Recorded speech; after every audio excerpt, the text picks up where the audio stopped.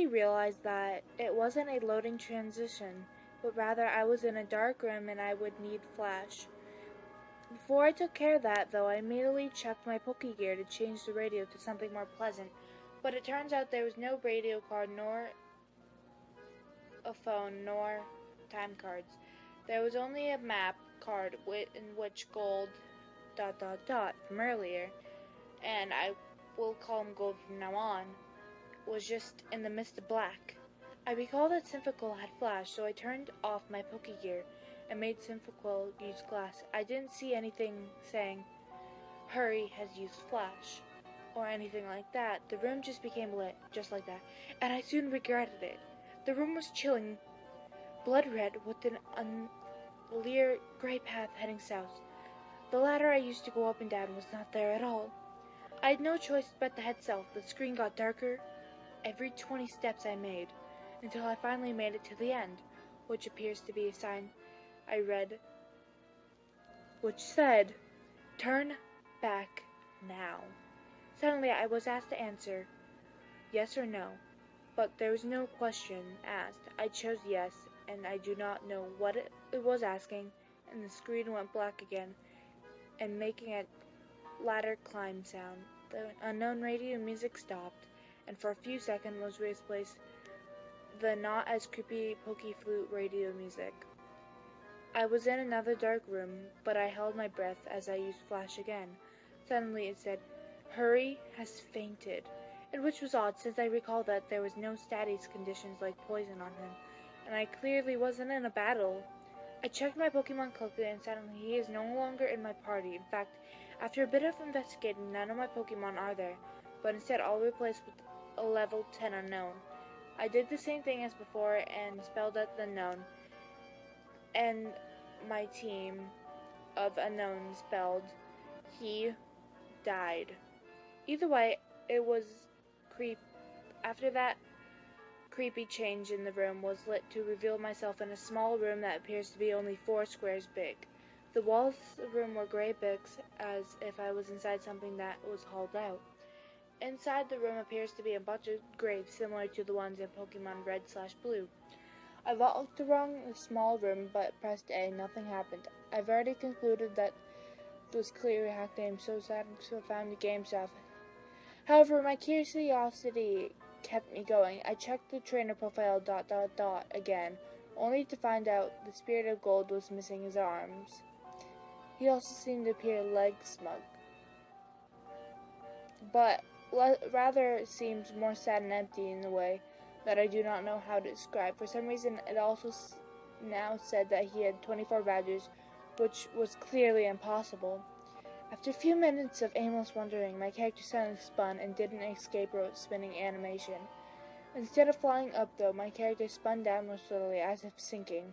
After the music stopped. After finally landed an overworld sprite of gold that's colored differently now. Instead of the usual red color he does, he appears to be completely white now, including his skin, as if he came straight from Color's Game Boy games, placed in a colored background of Game Boy Color. I checked his profile now, and it's white, and he is an overworld sprite. He lost his legs and what appears to be bloody tears in his eyes. It also says he had now 23 badges, which was now starting to disturb me, and this changed the number and seems to represent something important. So I also checked my Pokemon to see this time that contains 5 unknowns and level 100 CBI without a nickname. The unknown this time, level 15, and spelled out dying. I checked that CBI's profile. It was a shiny CBI, except there was only half of the sprite. 1 leg, 1 arm, 1 eye, and only has 1 attack. Perish song.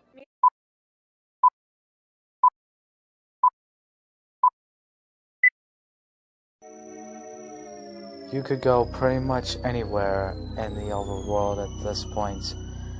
Through your movements was limited by the fact that you had no Pokemon to use. HMS, and regardless of where you went, the music of Lavender Town continued on, an infinite loop.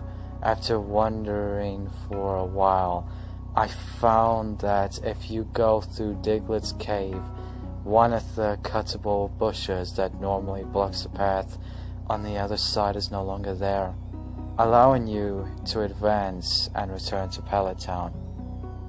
Upon entering your house and going to the exact tile where you start the game, and the screen would cut to black, then the spirit of a Caterpie appeared. It was replaced by a Weedle, and then a Pidgey.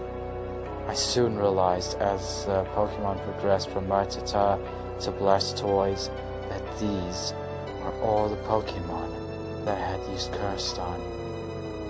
After the end of my rival's team, a youngster appeared, and then a bug catcher. These were the trainers I had cursed. Throughout the sequence, the Lavender Town music was playing, but it was slowly decreasing in pitch. By the time your rival appeared on screen, it was a little more than a demonic rumble. Another cut to black. A few moments later, the screen suddenly appeared.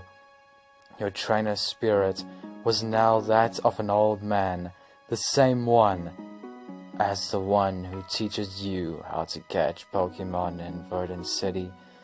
Ghost appeared on the other side, along with the worst, "Ghost wants to fight!"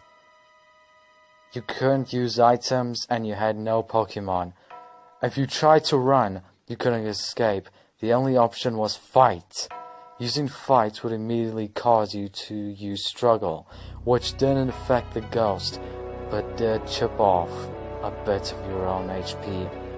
When it was the ghost's turn to attack, it would simply say, eventually, when your HP reached a critical point, this ghost would finally use Curse. The screen cut to black a final time. Regardless of the buttons you pressed, you were permanently stuck in this black screen. At this point, the only thing you could do was turn the Game Boy off. When you played again, new game was the only option. The game had erased the file. I played through this hacked game many times, and every time the game ended with a sequence several times. I didn't use Ghost at all, though he was impossible to remove from the party. In these cases, it did not show any Pokemon or trainers, and simply cut to a climactic battle with Ghost. I'm not sure what the motives were behind the creator of this hack. It wasn't widely distributed, so it was presumably not for the minority again. It was very well done for a bootleg. It seems he was trying to convey a message, though it seems I'm the sole retriever of this message. I'm not entirely sure what it was. The inevitability of death? The pointlessness of it? Perhaps he was simply trying to morbidly inject death and darkness into a child's game.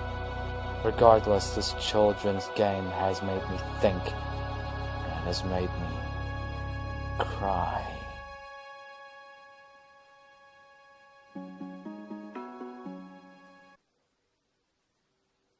Hey guys, Tyler Prom here. Thank you for listening to part 1 and 2 of Glitchy Red.